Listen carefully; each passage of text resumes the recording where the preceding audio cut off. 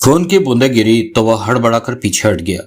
वानखेड़े को अफसोस हो रहा था कि उसने इस तरफ का पहरा क्यों नहीं रखा, क्योंकि पुलिसमैन के बेहोश पाए जाने का स्पष्ट मतलब था कि डालचंद भाग निकला है। वानखेड़े उसी टूटी खिड़की से मकान के भीतर घुसा। बेहोश मेवाराम कुर्सी पर ही पड़ा था। नोटों के दो ट्रंक खुले हुए थे, जिनमें एक पूरा और दूसरा आधा खाली था। वानखेड़े छत पर पहुंचा। अन्य छतों को पार करके मंगल पांडे के दीवार पर पड़े मृत शरीर के करीब पहुंचकर छिटका। उसे चेक करके अपनी तसल्ली की, वह मर चुका था। फिर नीचे करीब ही पड़ी गठरी को टटोला, जिसमें नोटों की गड्डियां ठूस ठूस कर भरी पड़ी थी।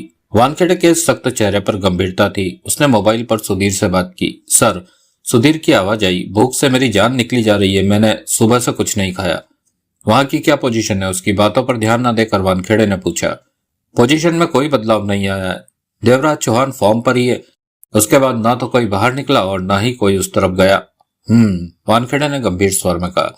यहाँ पर काबू पा लिया गया है। आज हुई बैंक डकैती की लगभग 4 करोड़ की पूरी दौलत हमने वापस पा ली है। यहाँ मौजूद मंगल पांडे मारा गया और डालचंद भाग निकला है। सतर्क रहो, शायद डालचंद फॉर्म पर ही पहुंचे।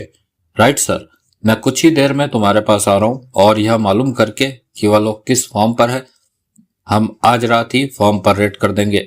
ठीक है सर, आते समय मैं तुम्हारे लिए खाना लेता आऊंगा। बड़ी मेहरबानी होगी सर। वानखेड़े ने मोबाइल पर कमिश्नर साहब से बात की और उन्हें सारी पोजीशन समझाई कि क्या हुआ है। वेरी गुड वानखेड़े, तुमने तो कमाल कर दिखाया। कमिश्नर साहब के लहजे में प्रसन्नता थी। सर, वानखेड़े उनकी बात पर ध्यान न देकर बोला, आप यहाँ पर जल्दी से जल्दी 3-4 ऑफिसरों को भेजिए जो यहाँ पड़ी दौलत की मुनासिब निगरानी के साथ साथ इस पैसे को यहाँ से ले जाने का भी प्रबंध कर सके। ओके, मैं अभी इंतजाम करता हूँ। जल्दी करवाइएगा सर, मैं फौरन सुधीर के पास पहुंचना चाहता हूँ। देवराज चौहान फॉर्म पर ही है। मैं सोचता हूँ कि फॉर्म के बारे में मालूम करके रात ही रात में वहां रेड कर दूं। ओके, आधे घंटे में मैं तुम्हें फ्री कर दूंगा। वानखेड़े ने मोबाइल ऑफ कर दिया। सीताराम वैसे भी वैन में बंद रहने की वजह से बहुत थका हुआ था। वह तो हालातों को संभालने के लिए भाग दौड़ में लगा था, नहीं तो आराम ही करता। लाजवंती जब से उसे देवराज चौहान के पास से ले गई और कमरे में जाकर सीताराम की थकावट उतारने का प्रबंध करने लगी, परंतु सीताराम था कि क्रोध से उस पर बरसे जा रहा था। मैं तेरे जैसी औरत के साथ नहीं रह सकता जिसके दिमाग में भूसा भरा हो। सीताराम चीख चीख कर कह रहा था। जो औरत अपने आदमी के काम में दखल दे वह मुझे बिल्कुल भी पसंद नहीं। कल ही गांव में तेरी माँ को पत्र लिखूंगा कि यहाँ से तुझे ले जाए। हाँ हाँ, आप लिख देना पत्र मेरी माँ को। लाजवंती अपने पति की आदत को बहुत अच्छी तरह से जानती थी कि उस पर किस प्रकार काबू पाया जा सकता है। आप कुछ थके हुए से लग रहे हो। 2 दिन तो वैन में बंद रहे हो। लाइए मैं आपकी टांगे दबा दूं। कोई जरूरत नहीं। तुम जरूरत कैसे नहीं? लाजवंती ने जबरदस्ती ही सीताराम को बेड पर धकेला और खुद भी ऊपर चढ़कर बैठ गई और लगी टांगों को दबाने। सीताराम का मूड थोड़ा बहुत सुधरा। अगर तू चाहती है मैं तेरी माँ को पत्र ना लिखूं तो मुझे जाने दे। उन बदमाशों से निपटना है मुझे। बहुत खतरनाक है वे, और जब मैं वहां होऊंगा तो तुझे भी वहां नहीं आना है। हाँ हाँ, चले जाना, मैं नहीं आऊंगी। अब तो खुश रहो। लाजवंती ने टांगे दबाते हुए हाथ जरा दाएं बाएं भी घुमाए। आखिरकार सीताराम ने सब कुछ भूल भाल कर लाजवंती को अपने आगोश में भींच लिया। लाजवंती उस पर बिछती चली गई। पति पत्नी का प्यार उछाले मारने लगा। घंटा भर उछाले ही मारता रहा। यही तो लाजवंती चाहती थी। वह जानती थी कि सीताराम की पुरानी आदत है प्यार करने के बाद कुछ देर नींद लेना, और हुआ भी ऐसा ही। अपने कड़े उठाकर पहने। इस बीच चूड़ियों की मध्यम सी खनखनाहट गूंजती रही। तत्पश्चात उसने नीचे सोए 3 बरस के बच्चे पर निगाह मारी। बच्चे को नीचे से उठाकर आहिस्ता से सीताराम के साथ ही लिटा दिया। उसके बाद कमरे से बाहर निकली और तेजी से आगे बढ़ गई। उसके कदमों का रुख भाई साहब यानी कि देवराज चौहान के कमरे की तरफ था, जहां पर देवराज चौहान और जगमोहन बंधे पड़े थे। सीताराम आने वाला होगा। कुर्सी पर बंधा जगमोहन दांत भींचकर कह रहा था। बहुत ही सख्त किस्म का आदमी है, हमें शूट किए बिना मानेगा नहीं। नटियाल को उसने किस बेदर्दी के साथ शूट किया, और माथे पर एक शिकन भी ना आई उसके। उसने हमें बहुत ही सख्ती के साथ बांध रखा है। हमने बंधनों से आजाद होने का प्रयत्न तो किया, परंतु सफल नहीं हो सके। देवराज चौहान ने खतरनाक लहजे में कहा। अब तुम ही बताओ कि हम आजाद होने के लिए क्या करें? हमारे बस में कुछ भी नहीं है। मात्र एक ही रोशनी की किरण है कि डालचंद यहाँ पहुंच जाए। उसके यहाँ न आने का मतलब है वह हमारे ठिकाने पर पांडे के साथ मौजूद है। रात हो चुकी है, क्या मालूम वह आता है भी या नहीं। तुमने उसे यहाँ आने को नहीं कहा था? नहीं, मैंने कहा था जहां मन करे वहीं आ जाए। फिर हरामी यहाँ क्या करने आएगा? जगमोहन भुनभुना कर बोला। वह तो वहीं जाएगा जहां उसकी माशूका होगी, प्यार मोहब्बत की बातें जो करनी है। कोई ऐसा रास्ता सोचो जिससे कि सीताराम को कुछ देर के लिए टाला जा सके। वह अड़ियल है, टलने वाला नहीं, पक्का हरामी है, हरामी। तभी दरवाजे पर आहट हुई। दोनों की निगाहें दरवाजे पर जा टिकी। दरवाजा खुलने और सीताराम का चेहरा नजर आने का इंतजार करने लगे। दरवाजा खुलने पर उन्हें लाजवंती नजर आई तो दोनों ने चौंक कर एक दूसरे को देखा। भाई साहब, लाजवंती भीतर प्रवेश करती हुई बोली। उनकी तरफ से मैं आपसे माफी मांगती हूँ। वह जरा गुस्से में है, इसलिए उन्होंने ऐसा कर डाला, नहीं तो वह ऐसे नहीं थे। मुझे तो विश्वास ही नहीं आता कि उन्होंने किसी की जान ले ली। कहते हुए उसने बंधी नटियाल की लाश को देखा जो विभत्स सी नजर आनी आरंभ हो गई थी। सीताराम कहाँ है? देवराज चौहान ने जल्दी से पूछा। वह सो रहे हैं, घंटे भर बाद उठेंगे। हमें खोल दो। हाँ हाँ, खोलने ही तो आई हूँ, कहकर लाजवंती ने कदम आगे बढ़ाए और देवराज चौहान के बंधनों को टटोलने लगी। फिर कुछ पलों बाद कह उठी, जाने यह कैसे बांधे हैं, मुझसे तो खुलते ही नहीं, यह तो काटने पड़ेंगे। किचन से चाकू ले आओ, देवराज चौहान ने फौरन कहा। हाँ, अभी लेकर आती हूँ, 1 मिनट में आई भाई साहब। कहने के साथ ही लाजवंती तेजी से बाहर निकलती चली गई। जगमोहन ने प्रसन्नता भरी निगाहों से देवराज चौहान को देखा। तुम्हारी बहन तो हमारे बहुत काम आ रही है। जवाब में देवराज चौहान मुस्कुरा दिया। अगर हमारे बंधन खुल गए तो फिर हमारी जान को कोई खतरा नहीं। हाँ, देवराज चौहान ने सिर हिलाकर कहा। मिनट भर में लाजवंती चाकू सहित लौटी और उनके दोनों बंधन काट दिए।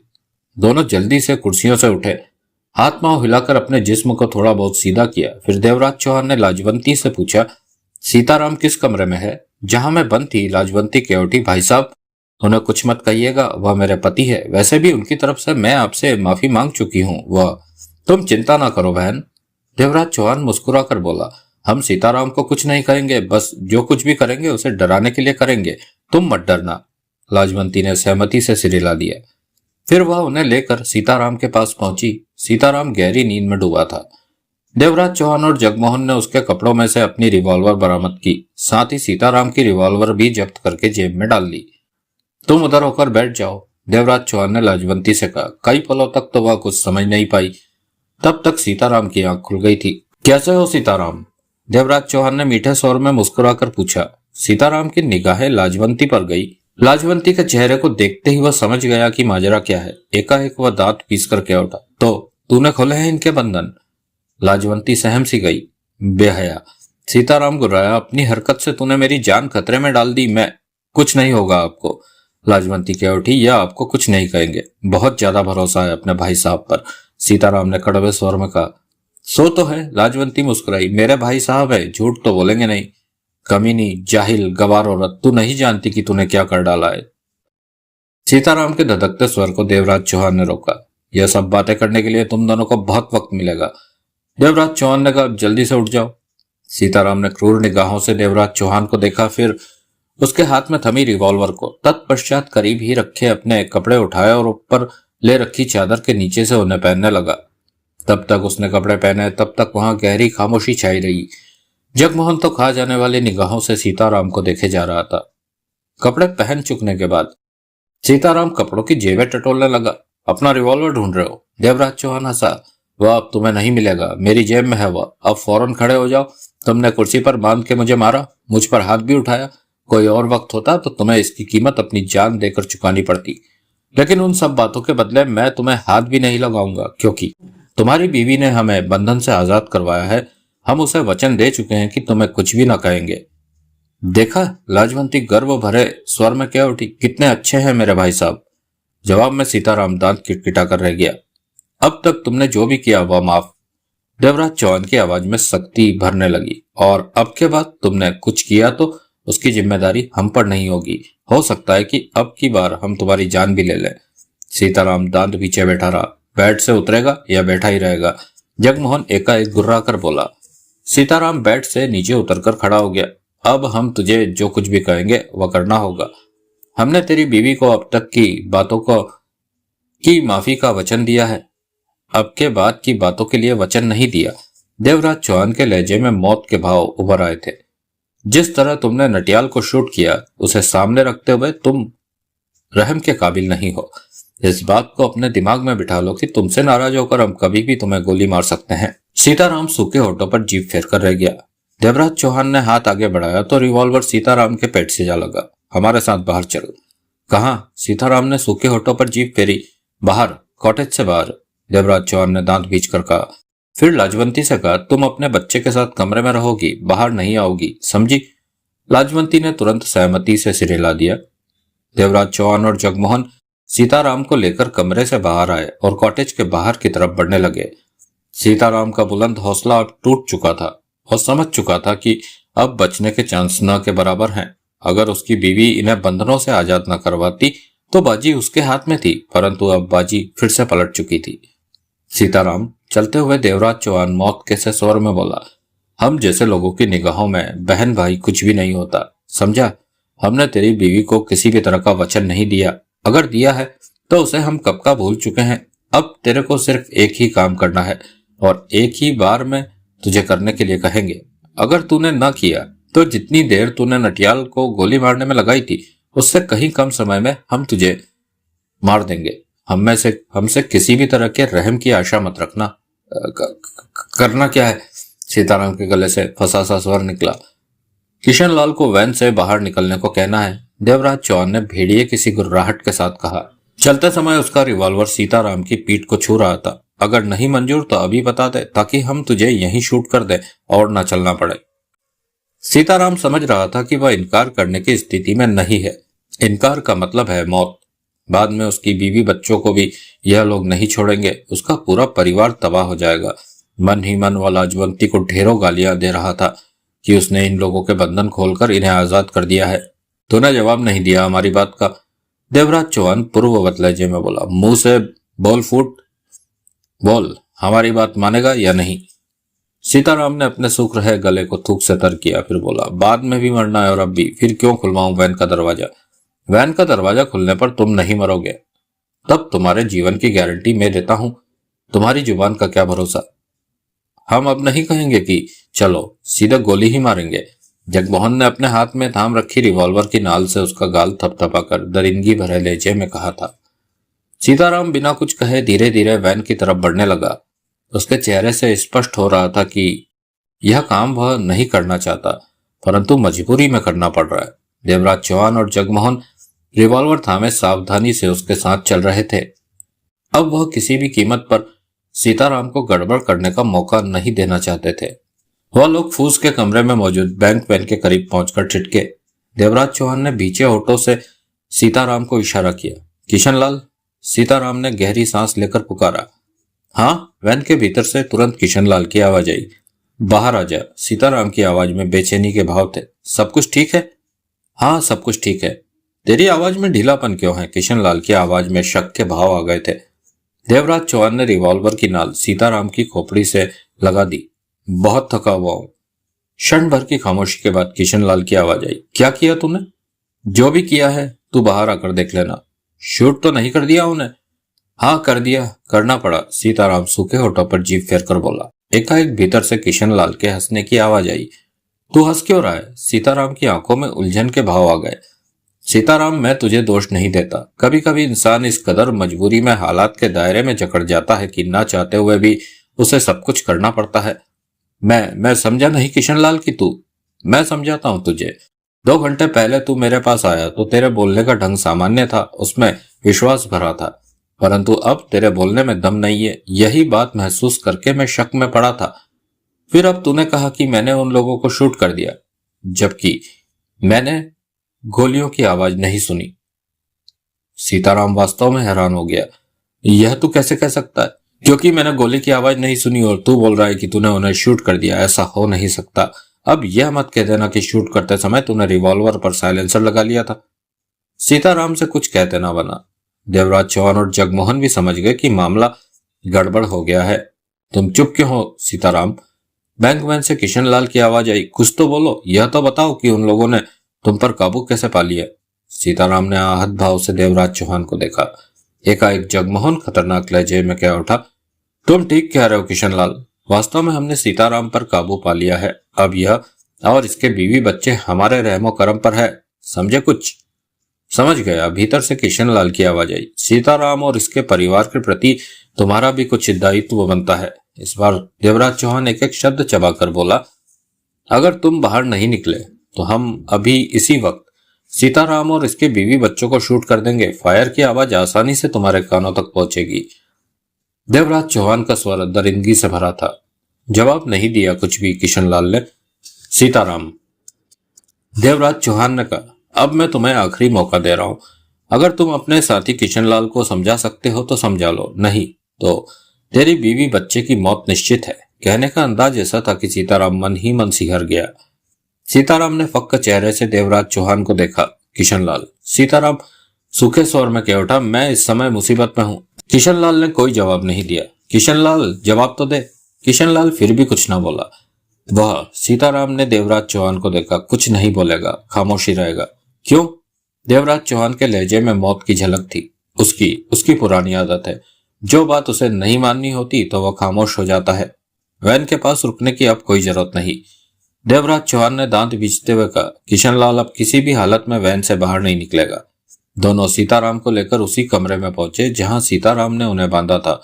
उन्हीं खाली कुर्सियों में एक पर सीताराम को बिठाकर उसे सख्ती से बांध दिया गया। तभी उन्हें किसी के कदमों की आहट सुनाई दी। दोनों ने एक दूसरे को देखा। फौरन वह सतर्क हो गए। अगले ही पल हाथों में रिवॉल्वर चमक उठी। उन्होंने पोजीशन ले ली। कुछ ही पलों उपरांत डालचंद नजर आया, बुरी हालत, हांफता हुआ, चेहरा पसीने से काला हो रहा था। आंखों में मौत का भय छाया हुआ था। कपड़े बहुत गंदे हो रहे थे। उसने दाएं हाथ में गठरी सी उठा रखी थी। उसकी हालत देखकर देवराज चौहान और जगमोहन चौंके। डालचंद वहीं दीवार के सहारे खड़ा होकर लंबी लंबी सांसें लेने लगा। उसकी हालत बता रही थी कि जो कुछ हुआ है ठीक नहीं हुआ है। डालचंद ने किसी प्रकार अपनी फूलती सांस पर काबू पाया और बूझे स्वर में बोला, सब कुछ चला गया हाथ से। बहुत बुरा हुआ, बहुत बुरा हुआ। लेकिन हुआ क्या? जगमोहन की आवाज में व्याकुलता थी। जवाब में डालचंद ने नीना पाटेकर से लेकर वानखेड़े और मंगल पांडे तक की सारी बातें बता दी। डालचंद की बातें सुनने के बाद कई पलों तक उनके होठों से कोई शब्द ना निकला। तुम्हारा मतलब? कि जगमोहन की आवाज में थकान भर आई थी। आज दिन में की गई बैंक डकैती का 4 करोड़ गया हाथ से, पूरा का पूरा गया, जरा भी नहीं बचा। जरा सा बचा है। डालचंद की आवाज में फीकापन था। यह गठरी, जो कुछ इसमें है यही बचा है। यह तो कुछ भी नहीं। जवाब में डालचंद सिर हिलाकर रह गया। जगमोहन ने देवराज चौहान को मुंह फाड़ कर देखा तुमने? 4 करोड़ गए हाथ से। यह बेवकूफ लोग 24 घंटे भी पैसे की रखवाली नहीं कर सके। लुटा दिया इन्होंने, बर्बाद कर दिया हमें। इसमें इनका कोई दोष नहीं, देवराज चौहान ने स्थिर किंतु गंभीर लहजे में कहा। वानखेड़े ने पुलिस वालों को साथ लेकर वहां घेरा डाल दिया तो क्या करते? यही गनीमत समझो कि डालचंद बच निकला है। मेरे ख्याल से मंगल पांडे शायद न भी बच सका हो। यानी तुम्हें 4 करोड़ का कोई गम नहीं? जगमोहन ने कहा। गम करने से 4 करोड़ वापस आ जाता है तो गम कर लेता हूं। देवराज चौहान ने गहरी सांस ली। जगमोहन दांत पीस कर रह गया। देवराज चौहान ने सिगरेट का कश लिया, फिर गंभीर स्वर में बोला, वानखेड़े के इस मामले में आ जाने से ही हमारा मामला खतरे से भर उठा था। फिर भी हमने सावधानी बरती। आज की डकैती की दौलत को हमने दूसरी जगह पर रखा और कुछ ही घंटों में वानखेड़े ने उस जगह को भी तलाश कर लिया। हैरानी है कि वह इतनी जल्दी कैसे उस ठिकाने तक पहुंच गया जहां हमने कुछ ही घंटे पहले दौलत रखी थी। साले को पहले ही गोली से उड़ा देना चाहिए था। जगमोहन दांत बीच करके उठा। यह काम इतना आसान नहीं है जगमोहन। देवराज चौहान ने एकाएक ही मुस्कुराया। कुछ लोग ऐसे भी होते हैं जिन्हें गोली मार देना आसान नहीं होता। वानखेड़े भी ऐसे ही लोगों में आता है। उसकी हिम्मत की दाद तो तुम इस बात से ही दे सकते हो कि हाथ धोकर मेरे पीछे पड़ा हुआ है। मुझे हर कीमत पर जेल में ठूसना चाहता है। मेरी खबर मिलते ही वह सब काम छोड़कर मेरे पीछे पड़ जाता है। तुम देखना, जगमोहन ने खतरनाक स्वर में कहा, यह मरेगा एक दिन मेरे हाथों से। मैं इस 4 करोड़ की चोट को भूलूंगा नहीं, हमेशा याद रखूंगा। अवश्य याद रखना। देवराज चौहान लापरवाही से हंस पड़ा। अब जल्दी जाकर वेल्डिंग मशीन और गैस का सिलेंडर का इंतजाम करो, जगमोहन ने खींच भरे स्वर में कहा। वानखेड़े को इस जगह के बारे में भी शक है। अगर उसने यहाँ पर भी कुछ कर दिया तो हम हाथ मलते रह जाएंगे। हमारी सारी मेहनत पर पानी फिर जाएगा। देवराज चौहान ने सिर हिलाया, फिर डालचंद को देखकर बोला, नीना पाटेकर के बारे में कोई खबर? नहीं। डालचंद ने सूखे होठों पर जीप फेरी वह राजाराम के पास मेरी माँ बहन को लेने गई थी। यह दोपहर की बात है और अभी तक वापस नहीं लौटी थी, जबकि उसे कब का वापस आ जाना चाहिए था। कहीं और वह जा नहीं सकती। मुझे पूरा विश्वास है कि उसके साथ कुछ बुरा हुआ है। पाटेकर के वापस न लौटने का सिर्फ एकमात्र यही कारण हो सकता है। जाते समय वह क्या कहकर गई थी? यही कि वह मेरी बहन और माँ को वापस लेकर ही लौटेगी। देवराज चौहान ने जगमोहन को देखा। इसका मतलब राजा राम ने पाटेकर के साथ कुछ बुरा किया है। तो मैं क्या करूं?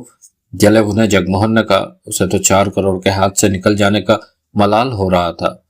उसे इस बात का दुख था कि जब वानखेड़े ने पुलिस वालों के साथ घेरा डाला तब वह वहां क्यों नहीं था।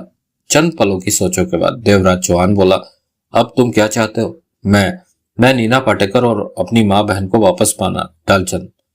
देवराज चौहान ने उसकी बात काटकर कहा, पाटेकर का मुझसे कोई वास्ता नहीं कि वह कहाँ चली गई है या उसके साथ क्या हुआ है। अलबत्ता तुम्हारी माँ बहन को मैं राजा राम की कैद से अवश्य वापस ला दूंगा, इस बात का वादा करता हूँ।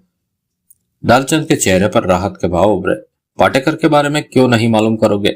इसलिए कि पाटेकर ने जो भी किया अपनी जिम्मेदारी पर किया। राजा राम के पास गई तो मुझसे पूछ कर नहीं गई थी, अपनी मर्जी से गई थी। उसके साथ जो भी होगा खुद ही भुगत लेगी। देवराज चौहान की आवाज में सख्ती भर आई। मैंने उसे 4 करोड़ की निगरानी के लिए वहां छोड़ा था और निगरानी करने के बदले वो तुम्हारे मामले को निपटाने में लग गई, जबकि उसे वहां से हिलना भी नहीं चाहिए था। डालचंद अब क्या कहता? देवराज चौहान का कहना आखिरकार सही था। हमारे पास आज रात का काम है, ज्यादा से ज्यादा दिन होने तक हम बैंक वैन में मौजूद दौलत को हासिल कर लेंगे। उसके बाद तुम्हारी माँ बहन को कुछ नहीं होगा। डालचंद के चेहरे पर तसल्ली बख्श भाव आ गए। तुम? देवराज चौहान ने अजीब सी मुस्कान के साथ जगमोहन से कहा, यहाँ जले भुने क्यों बैठे हो? इस वक्त तुम्हारे पास हद से ज्यादा जरूरी काम पड़ा है। कैसा काम? यह गठरी जिसे कि डालचंद लाया है, इसमें नोटों की गड्डियां पड़ी है। कम से कम इन्हें तो गिन लो कि 4 करोड़ में से कितना माल हमारे हाथ लग सका है। देवराज चौहान ने हंसकर कहा। और जगमोहन को जैसे भूली बात याद आ गई हो, वह जल्दी से आगे बढ़ा और नीचे पड़ी डालचंद की लाई गठरी उठा ली। मैं वेल्डिंग का सामान और गैस सिलेंडर लेकर आता हूँ, देवराज चौहान बोला। कब तक आ जाओगे? 2 घंटे तो लग ही जाएंगे। वैन पर निगाह रखने की कोई जरूरत तो नहीं है ना? नहीं, अब किशनलाल किसी भी कीमत पर बाहर नहीं निकलेगा। अलबत्ता सीताराम पर नजर रखना। अगर वह किसी तरह की मुसीबत पैदा करने की कोशिश करे तो फिर जो मर्जी आए करना। जगमोहन ने सिर हिला दिया। देवराज चौहान कॉटेज से निकला और वहां मौजूद अपनी कार की तरफ बढ़ गया। उसके जाते ही डालचंद ने गहरी सांस लेकर पूछा, सीताराम किशनलाल कौन है? जगमोहन ने सारा किस्सा बताया और डालचंद को साथ लिए उसी कमरे में जा पहुंचा जहां पर सीताराम को कुर्सी पर बांध रखा था। फिर उसने डालचंद के साथ मिलकर चादर की बना रखी गठरी को खोला और नोटों की गड्डियां गिनने लगे। सीताराम आंखें फाड़े गड्डियों को देख रहा था। गड्डियां 500 और 100 के नोटों की थी। उन्हें देखकर डालचंद को महसूस हुआ कि वह तो काफी ज्यादा माल ले आया। आधा घंटा उन्होंने गड्डियां गिनने में लगाया। 500 के नोटों की गड्डियां ज्यादा होने के कारण रकम उनकी उम्मीद से ज्यादा निकली। वह कुल 31 लाख रुपए निकले। 31 लाख की रकम पाकर जगमोहन का जलना भुनना कुछ कम हुआ। भागते चोर की लंगोटी ही सही। जगमोहन ने गहरी सांस लेकर डालचंद को देखा। जवाब में डालचंद सिर्फ सिर हिलाकर रह गया। शायद मंगल पांडे भी कुछ ले आए, जगमोहन पुनः बोला। उसे यहाँ के बारे में कुछ नहीं मालूम, डालचंद ने लंबी सांस लेकर कहा। फिर तो हरामी माल लेकर ऐसा गायब हो जाएगा कि दोबारा ढूंढे नहीं मिलेगा। मैं नहीं समझता कि पुलिस के हाथों से वह बच निकला होगा। डालचंद की आवाज में हल्की सी घबराहट उभर आई। भगवान का शुक्र करता हूँ कि मैं सही समय पर वहां से निकल सका। जगमोहन ने सिर हिलाया। ठीक है, कल सुबह मालूम हो ही जाएगा कि वह बच निकला है या पुलिस के फंदे में फंस गया है। मेवाराम के बारे में कुछ नहीं मालूम? नहीं, जब मैं निकला तो वह कुर्सी पर बैठा था, घबराया हुआ। पांडे अगर जरा भी समझदार हुआ तो मेवाराम की आड़ में वहां से निकलने की कोशिश करेगा। वहां पर पुलिस। डालचंद ने सूखे होठों पर जीभ फेरी। पुलिस का बहुत तगड़ा घेरा था। पुलिस का घेरा तगड़ा ही होता है। जगमोहन ने कड़वे स्वर में कहा, इसकी गठरी बांधो। यह नोट, इतना पैसा कहां से आया तुम लोगों के पास? कुर्सी पर बैठा सीताराम बोला। चिंता मत करो, वैन का पैसा नहीं है। किशनलाल अभी तक वैन से बाहर नहीं निकला। यह आज की गई बैंक डकैती का पैसा है। 4 करोड़ में से यही पल्ले पड़ा है। तुझे कोई तकलीफ है क्या? जगमोहन ने भड़क कर कहा। सीताराम ने होठ बंद कर लिए। जगमोहन ने भुनभुनाते हुए डालचंद के साथ मिलकर अच्छी तरह पुनः गठरी बांध ली। राजा राम ने शराब का गिलास एक ही सांस में खाली किया, फिर टेबल के नीचे लगी घंटी का बटन दबाकर सिगरेट सुलगाने के पश्चात कस लिया। घंटी का बटन दबाने की एवज में भीमराव वहां हाजिर हो गया। वक्त क्या हुआ है भीमराव? राजा राम ने शांत स्वर में पूछा। 10:15 बज रहे हैं, भीमराव ने जवाब दिया। मैंने तुझे कितनी बजे चलने को कहा था? 10-11 बजे। तैयारी हुई? हो गई, सारा इंतजाम मुकम्मल हो गया है। कितने आदमी तैयार किए? 25। सब अच्छे लड़ाके हैं। बाजी हमारे हक में ही रहेगी। राजा राम ने सिर हिलाया। यानी कि अगर हम चलना चाहें तो अभी चल सकते हैं? जी। तो फिर शुभ काम में देर कैसी? राजा राम उठ खड़ा हुआ। चलो। वानखेड़े ने अपनी कार पहले ही साइड में रोक दी ताकि एकाएक किसी की नजर उस पर ना पड़ सके। उसके बाद वह पैदल ही चलकर वहां पहुंचा जहां सुबह वह सुधीर को छोड़ गया था। उसे पहचान कर सुधीर अपनी छिपी जगह से बाहर निकल आया। उसके चेहरे पर दिन भर की थकावट के लक्षण दृष्टिगोचर हो रहे थे। वानखेड़े ने हाथ में थाम रखा खाने का पैकेट उसे थमा दिया। सुधीर ने कोई बात नहीं की और जल्दी से खाना खाने में व्यस्त हो गया। सारा दिन कुछ न खाया होने के कारण उसकी भूख के मारे जान निकली जा रही थी। वानखेड़े सिगरेट सुलगाकर कश लेने लगा। खाना समाप्त करते ही सुधीर बोला, वहां पर क्या हुआ था सर? खुलासा हाल बताइएगा। वानखेड़े ने सिलसिलेवार सारी घटना बता दी। इसका मतलब नीना पाटेकर, मंगल पांडे मारे गए। सुधीर विचार भरे स्वर में बोला, एक सुबह डकैती के समय मारा गया था, यानी कि 3 तो गए। हाँ, बाकी बचे देवराज चौहान, जगमोहन, डालचंद और चौथा नटियाल। अब क्या करने का इरादा है सर? सुधीर, एक जगह तो हम हल्ला बोलकर दुश्मन को चोट दे ही चुके हैं। उसके बारे में मालूम होते ही देवराज चौहान सतर्क हो जाएगा और बाकी के काम जल्दी से निपटाने की सोचेगा। इससे पहले कि वो अपना काम जल्दी से निपटा कर खिसके, हमने उसे पकड़ लेना है। अब हमें चौकस होकर यहाँ की निगरानी करनी है। जो भी नजर आया उसके पीछे जाकर हमें हर हाल में मालूम करना है कि वह लोग किस फॉर्म पर डेरा डाले हुए हैं। बाहर तो बहुत अंधेरा है सर, किसी को पहचान पाना संभव नहीं। जो भी हो, हमें काम तो करना ही है सर। सुधीर ने गंभीर स्वर में कहा, आपके आने से सिर्फ 5 मिनट पहले की बात है। एक कार फॉर्मों की तरफ से आकर सड़क की तरफ गई है। कौन था कार में? वानखेड़े की आंखें सिकुड़ गई। यकीन के साथ तो कुछ भी नहीं कहा जा सकता। आप देख ही रहे हैं यहाँ पर कितना गहरा अंधेरा है। फिर भी जहां तक मेरा ख्याल है वह शायद देवराज चौहान था। सुधीर, वानखेड़े ने कहा, अगर वह देवराज चौहान था तो घंटे भर में ही वापस लौट आएगा। मेरे ख्याल में वह उस जगह गया होगा जहां उसने 4 करोड़ रुपया बैंक डकैती का रखा होगा, यानी कि जहां पर मैंने कुछ देर पहले रेड की थी। वहां के हालात मालूम होते ही उल्टे पांव यहीं वापस लौटेगा। हमें उसके इंतजार में सतर्क रहना चाहिए।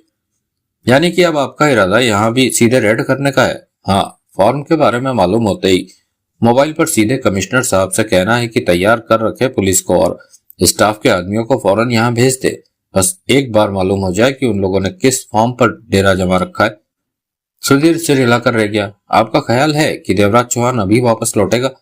ख्याल ही नहीं, पूरा विश्वास है, वानखेड़े ने दृढ़ शब्दों में जवाब दिया। शहर के बाहरी हिस्से में पड़ने वाली वर्कशॉप में देवराज चौहान को सिर्फ एक मिस्त्री मिला जो गहरी नींद में था। देवराज चौहान ने रिवॉल्वर जेब से निकालकर उसे नींद से जगाया। पहले तो वह कुछ समझा नहीं, रिवॉल्वर देखकर जब समझा तो घबरा गया। उठो, देवराज चौहान ने अपना लहजा खतरनाक बनाकर कहा। मिस्त्री ने तुरंत हड़बड़ाहट में बेड छोड़ दिया। उसकी आंखों में आतंक भर आया था। अपनी जिंदगी में उसने कभी रिवॉल्वर के दर्शन न किए थे और रिवॉल्वर को अपने पर तने होने का तो उसने कभी सपने में भी न सोचा था।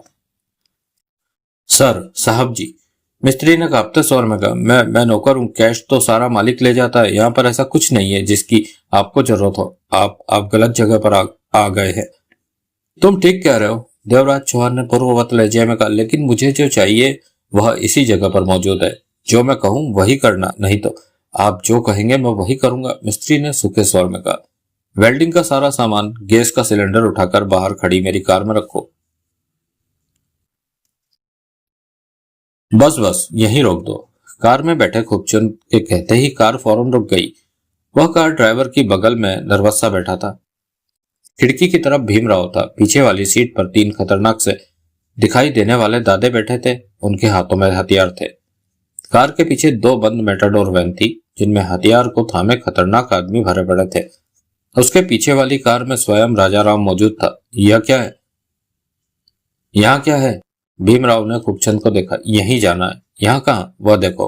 खूबचंद गर्दन को पीछे की तरफ घुमाकर बोला, सड़क से कच्चा रास्ता फॉर्मों की तरफ जा रहा है। हमें उसी रास्ते पर बढ़ना है। वो फॉर्म इस तरफ ही है? हाँ। पक्का कह रहा है ना? इसमें कच्चे पक्के की बात कहां से आ गई? वह फॉर्म इसी तरफ है, खूबचंद बोला। खूबचंद के बताए रास्ते पर उन्होंने कार आगे बढ़ा दी। इतने सारे वाहनों को एक साथ देखकर वानखेड़े और सुधीर चौंके। आंखें फाड़कर वह तब तक उन्हें देखते रहे जब तक कि उनके सामने से होकर वह गुजर नहीं गए। यह क्या सर? सुधीर के होठों से निकला। गड़बड़ है सुधीर। यह लोग कौन हो सकते हैं सर? सुधीर, सबसे पीछे वाली कार के भीतर लाइट जल रही थी। वानखेड़े असमंजसता भरे स्वर में कह उठा, मुझे ऐसा लगा जैसे उसमें राजा राम बैठा हो, लेकिन समझ में नहीं आ रहा कि राजा राम जैसे गैंगस्टर का यहाँ क्या काम। अगर मेरी निगाहों ने धोखा नहीं खाया है, वह वास्तव में ही राजा राम था, तो जाहिर है वह देवराज चौहान वाले फॉर्म पर गया होगा। यहाँ आने का तो यही मतलब निकलता है। लेकिन राजा राम का देवराज चौहान से क्या वास्ता? इस बारे में तो मैं कुछ भी नहीं कह सकता। राजा राम के काफिले के वाहनों की लाइट जल रही है। मैं भागता हुआ इनकी कारों का पीछा करता हूँ। मुझे विश्वास है मुझे ज्यादा दूर तक नहीं जाना पड़ेगा। यह मालूम होते ही कि फॉर्म कहाँ है, कमिश्नर साहब को रेड के लिए कहता हूँ। मैं साथ चलूं सर? नहीं, तुम यहीं रुको। देवराज चौहान कभी भी वापस लौट सकता है, उसको भी निगाह में लेना बहुत जरूरी है।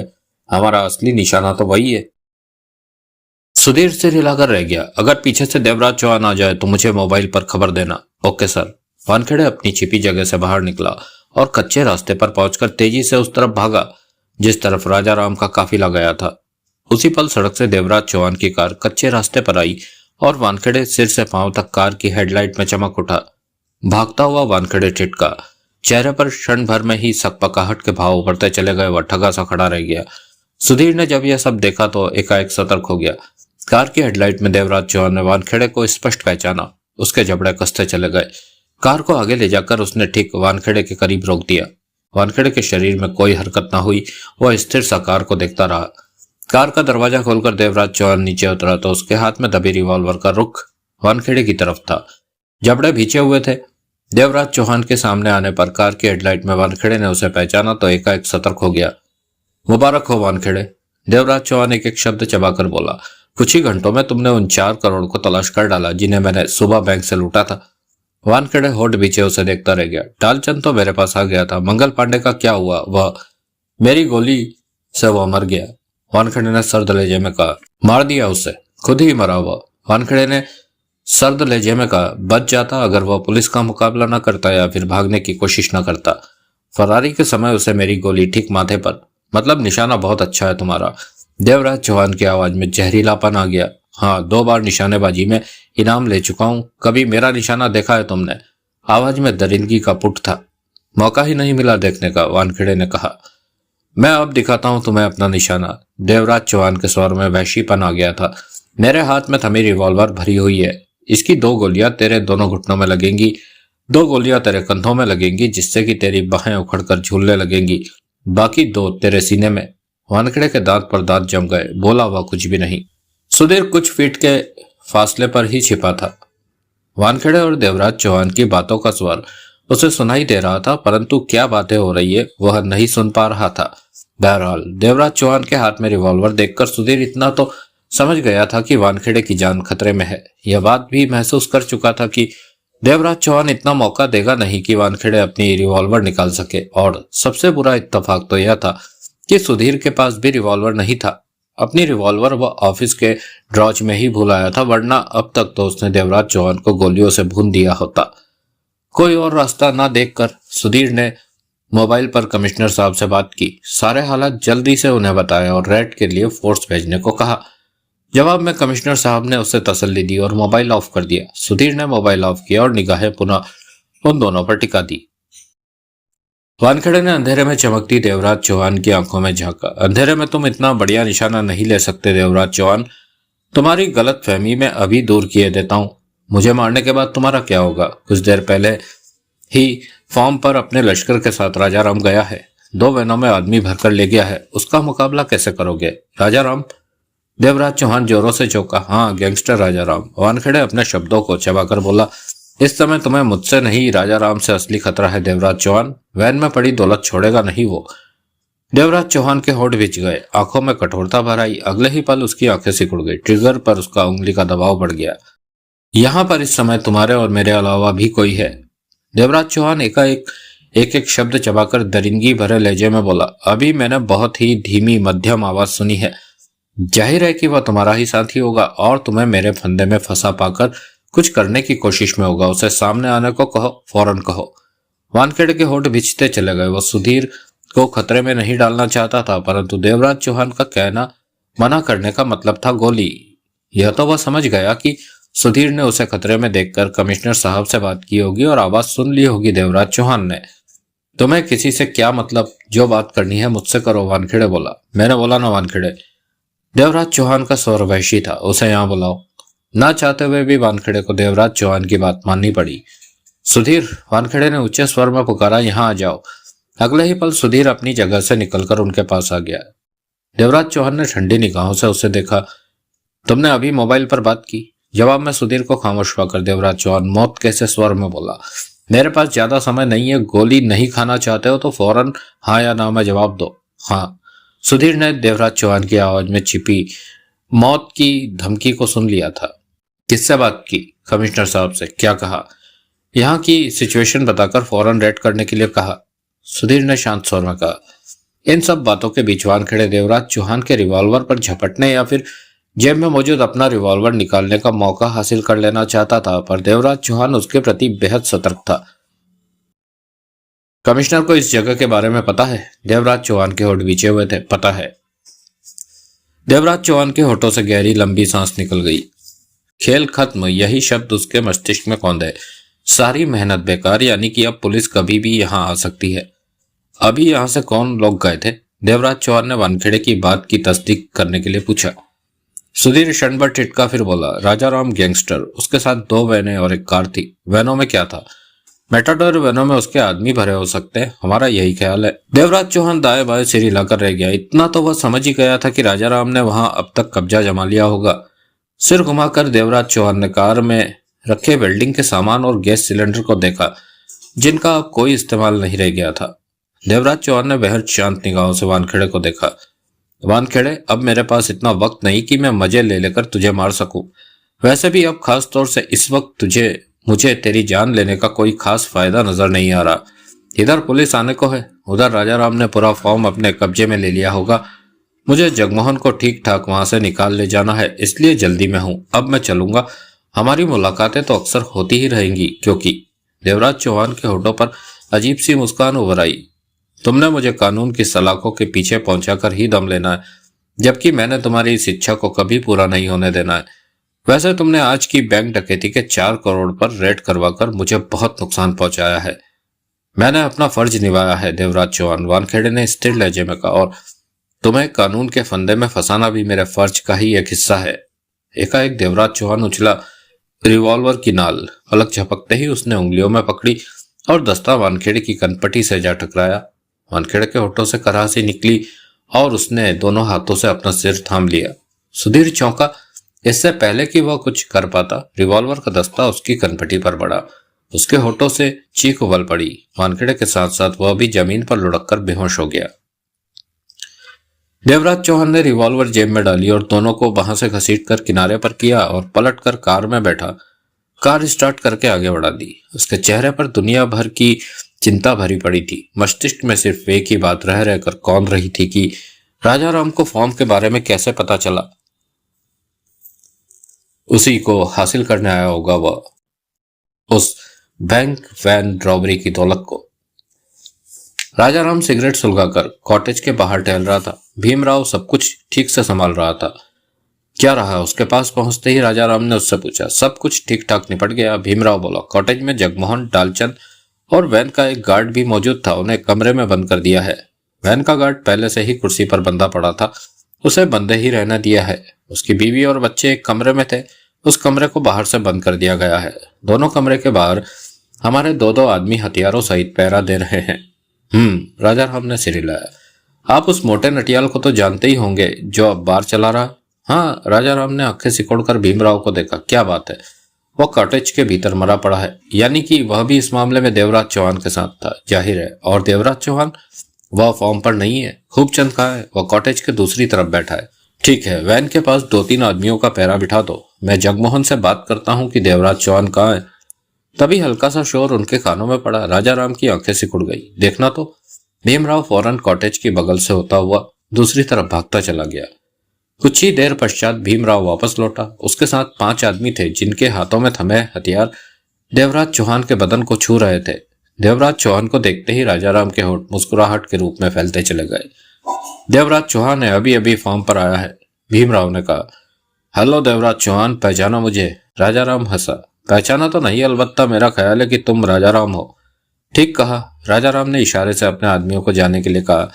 जब वह चले गए तो भीमराव से बोला, इसकी तलाशी लो। तलाशी में भीमराव ने देवराज चौहान की जेब से रिवॉल्वर बरामद करके अपनी जेब में रख ली। देवराज चौहान ने राजा राम को घूरते हुए सिगरेट सुलगाकर कश लिया। देवराज चौहान, यह फॉर्म अब मेरे कब्जे में है। राजा राम बोला, देख चुका हूं, यहाँ पर अब वही होगा जो मैं चाहूंगा। देवराज चौहान ने कोई जवाब न दिया। इस समय उसके दिमाग में तो पुलिस घूम रही थी, जिनने कुछ ही देर में इस सारी जगह को घेर लेना था। यह वैन बंद क्यों है? राजा राम ने बैंक वैन की ओर इशारा किया। उसमें 5.5 करोड़ रुपया कैश पड़ा है, साथ में एक गार्ड भीतर पड़ा है। उसी ने भीतर से दरवाजा बंद कर रखा है। लेकिन तुम यहाँ घेरा डालकर क्या करना चाहते हो? मैं राजा राम हंसा, मैं यहाँ मौजूद सारी दौलत को अपना बनाना चाहता हूँ। यह नहीं हो सकता। जो मेहनत हमने की उसका फल तुम कैसे खा सकते हो? देख लो, फल तुम्हारे सामने ही खाऊंगा और तुम कुछ ना कर पाओगे। सोच लेना, मेरी बात ना मानने का मतलब है खुद को गोलियों से भुनवाना। देवराज चौहान ने इस तरह होठ बीचे जैसे बहुत मजबूर हो गया हो। आज की डकैती की रकम कहाँ है? भाड़ में गई। देवराज चौहान दिखावे के तौर पर झल्लाहट का प्रदर्शन कर रहा था। क्या मतलब? देवराज चौहान ने उसे बताया कि उसने पैसा दूसरे ठिकाने पर रखा था, लेकिन किस प्रकार इंस्पेक्टर वानखेड़े ने वहां रेड करके सारी दौलत जब्त कर ली। सच कह रहा है?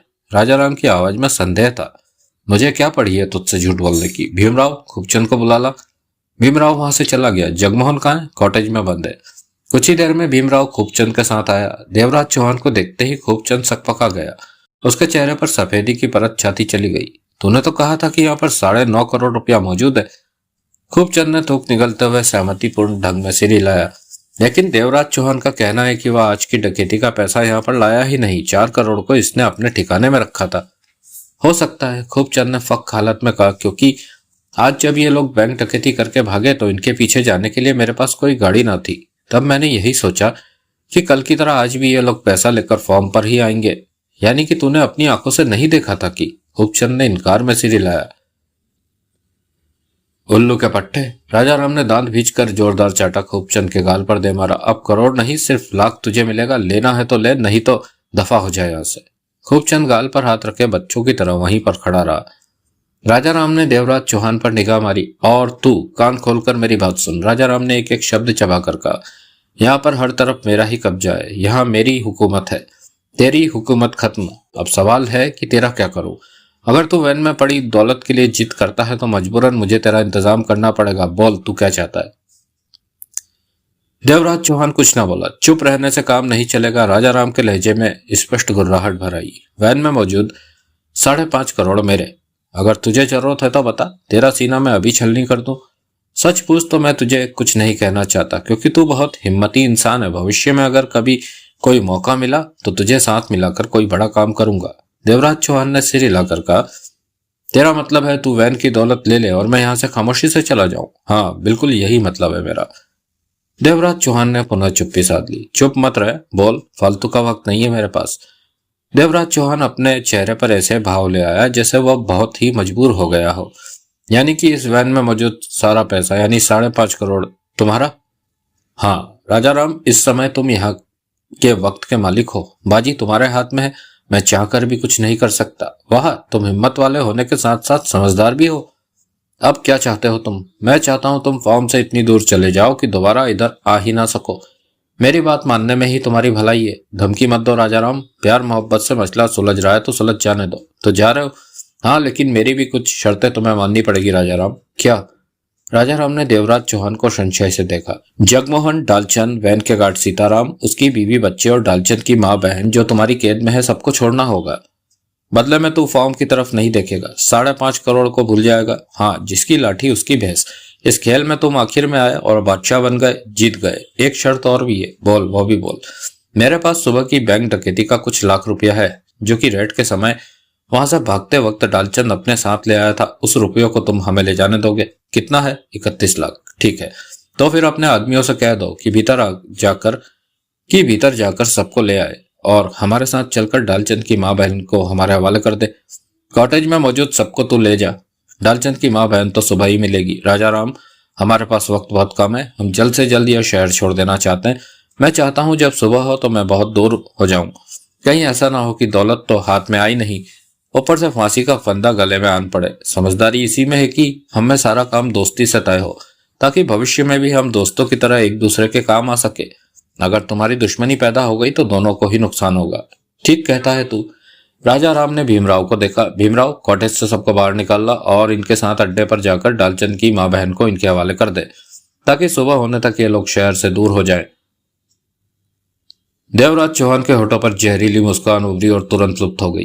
तूने तो, राजा राम ने देवराज चौहान से कहा, बहुत सी डकैतियां डाली है, करोड़ों की डकैतियां। तेरे पास तो करोड़ों रुपया होगा, इसलिए तुझे वैन में पड़ी दौलत की परवाह नहीं होनी चाहिए।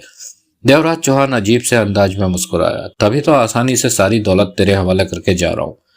देवराज चौहान जल्दी से जल्दी यहां से निकल जाना चाहता था और राजा राम जल्दी से जल्दी उन्हें वहां से दफा कर देना चाहता था, ताकि बाद में वैन खुलवाकर 5.5 करोड़ को अपने कब्जे में ले सके। राजा राम ने भीमराव को आदेश दिया कि सबके साथ वह यहां से जाए और अड्डे पर पहुंचकर डालचंद की मां बहन को इनके हवाले करके वापस फॉर्म पर आ जाए। सब वहां से रवाना हो गए। देवराज चौहान ने अपनी कार इस्तेमाल की और ड्राइविंग की। डालचंद ने फॉर्म के गेट से बाहर निकलकर देवराज चौहान बोला, डालचंद, जो रास्ता हम इस्तेमाल करते रहे हैं, हमें उस रास्ते से नहीं जाना है, दूसरे रास्ते से हमें निकलना है। दूसरा रास्ता तो काफी खराब है, तुम्हें जो कहा है वही करो।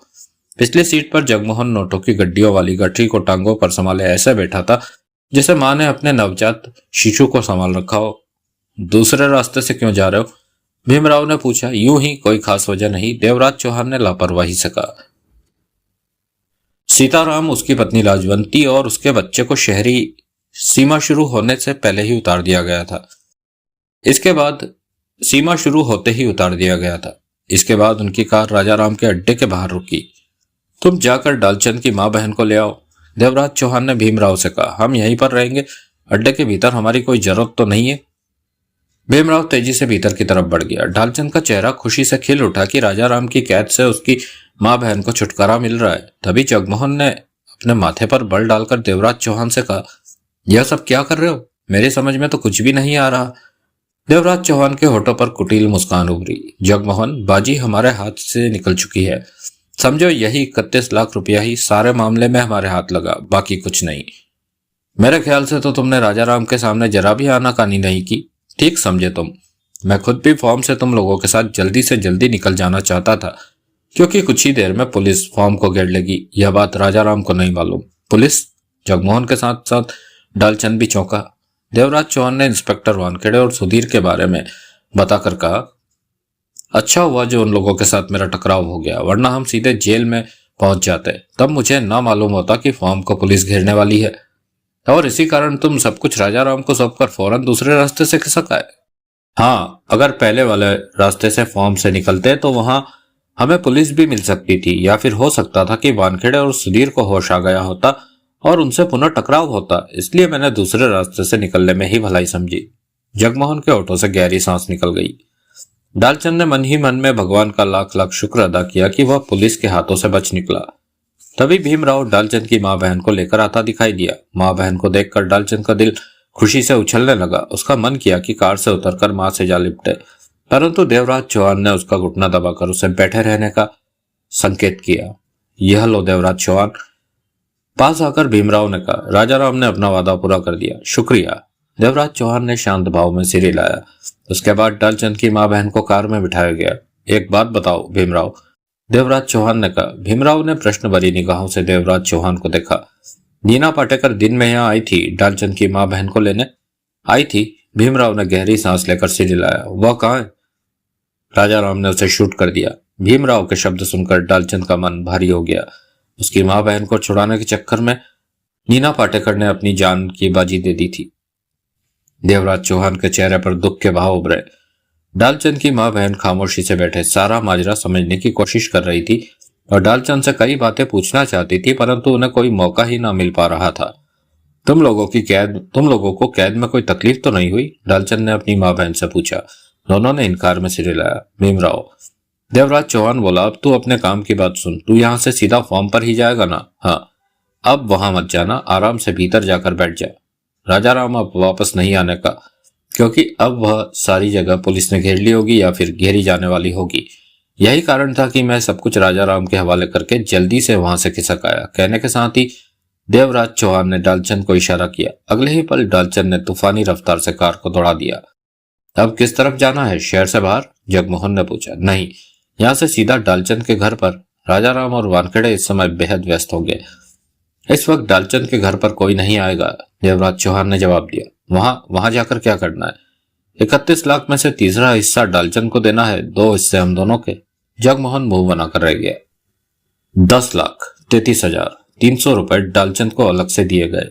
जगमोहन होता तो सीधे सीधे 10 लेकर ही बंटवारा कर देता, परंतु देवराज चौहान ने बराबर का हिस्सा किया था। डालचंद ने घर में मौजूद बड़ा सा सूटकेस खाली किया और सारा माल उसमें भर लिया। जगमोहन ने भी अन्य सूटकेस खाली करके बाकी का 20 लाख उसमें भर लिया। सारा मामला ठीक ठाक निपट गया।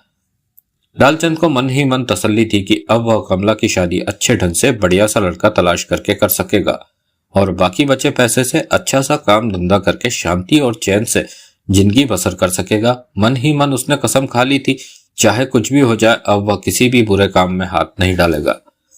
ढेर सारी दौलत देखकर माँ के माथे पर बल पड़ गए। वह समझ गई थी कि वह बदमाश लोग ठीक ही कह रहे थे कि डालचंद ने बुरा काम किया है, तभी इतनी दौलत उसे मिली। माँ ने इस समय खामोशी ही बनाए रखी। वह अकेले में डालचंद से इस बारे में बात करना चाहती थी। डालचंद का गलत ढंग से दौलत कमाना उसे जरा भी अच्छा नहीं लगा था।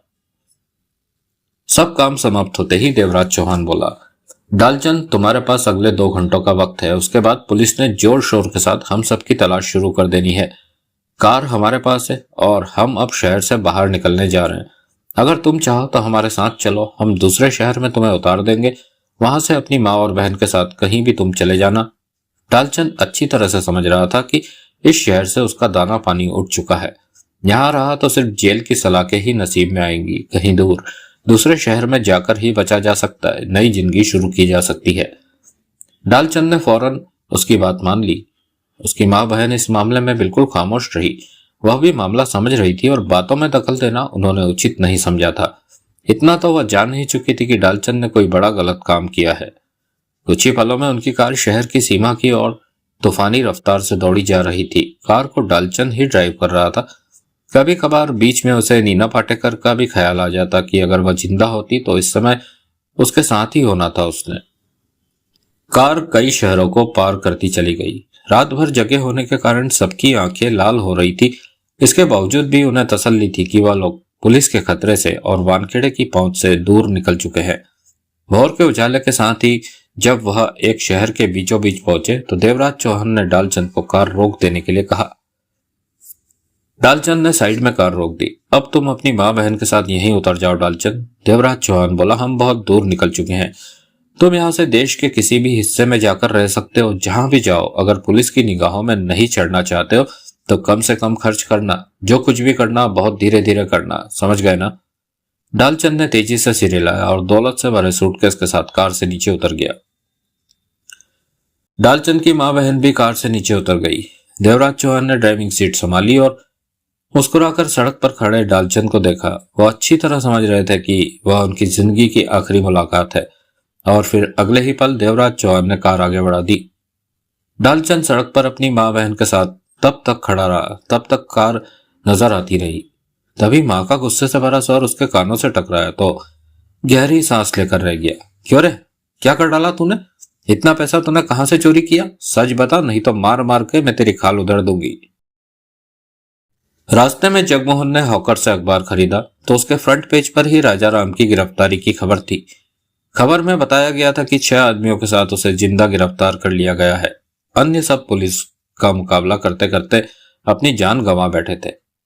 बैंक वैन रॉबरी और बैंक डकैती के पूरे ब्यौरे के साथ अखबार में देवराज चौहान, जगमोहन, डालचंद, उस्मान अली, नीना पाटेकर, मंगल पांडे और नटियाल वगैरह का भी पूरा खुलासा था। देवराज चौहान, जगमोहन या डालचंद को पकड़वाने वाले को 1 लाख रुपए की घोषणा की गई थी। जगमोहन ने गहरी सांस लेकर अखबार को देवराज चौहान की तरफ बढ़ा दिया, जो कि तेजी से कार ड्राइव कर रहा था, और पिछली सीट पर पड़े सूटकेस पर निगाह मारी जिसमें करीब 20 लाख रुपया कैश मौजूद था। जो भी हो, अब उसे इतने में ही सब्र करना था। यह नहीं देखना था कि हाथ से क्या निकला, सिर्फ यही देखना था कि हाथ में क्या आया है। समाप्त। दोस्तों, इस बेहद मजेदार कहानी का अंत यहीं पर होता है। इसी तरह की कहानियां आपको आगे भी हमारे पेड ऑडियो बुक सीरीज में मिलती रहेंगी, जिसके लिए आपको पर ऑडियो बुक्स पे करना है सिर्फ 20 रुपीज। अभी फिलहाल हमारा अगले 1 वर्ष तक तो यही प्रोग्राम है कि हम आपको 20 रुपए में अपने द्वारा रिकॉर्ड की हुई ऑडियो बुक्स उपलब्ध करवाते रहे। इसके बाद पता नहीं इसके रेट कहां पर जाएंगे? फिलहाल अगले 1 वर्ष तक, मतलब आज की डेट से अगले 1 साल तक यही रेट्स रहेंगे। इसलिए इस ऑफर का जल्दी से जल्दी लाभ उठाएं और सुने हमारी ऑडियो बुक्स को। Thank you.